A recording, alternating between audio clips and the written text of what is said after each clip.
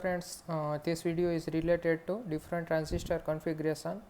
Okay, three different transistor configuration are available. One is common base configuration, second one is common emitter configuration, and third one is common collector configuration. To study this, you have to remember some previous point that I already mentioned here. Okay, this is simple representation or symbolic representation of the transistor. Okay, transistor is three terminal device. First is emitter, second one is base, third one is collector, as you can see.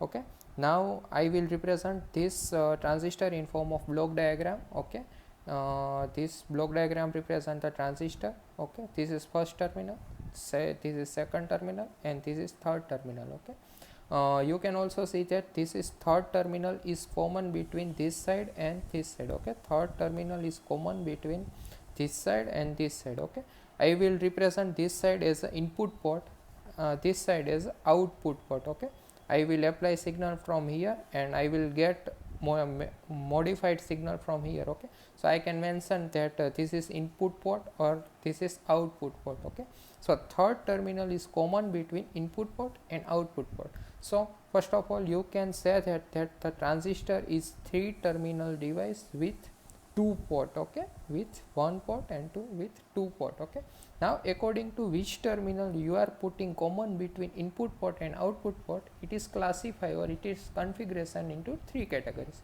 According to which terminal you are putting common between input port and output port, your transistor configuration will classify. Okay, if you are putting third terminal, okay, one, second and third, you have three terminal, emitter, base and collector. Okay, so you can put any terminal common here. Okay, if you are putting base as a common between two port, okay, you are putting base as a common between input and output port, then it is configured as a common base configuration. Okay, if you are putting collector as a common between input port and output port, then that configuration is known as common collector configuration. And if you are putting emitter common between input and output port, then it is termed as common emitter configuration. Okay, that thing I mentioned here. Okay, now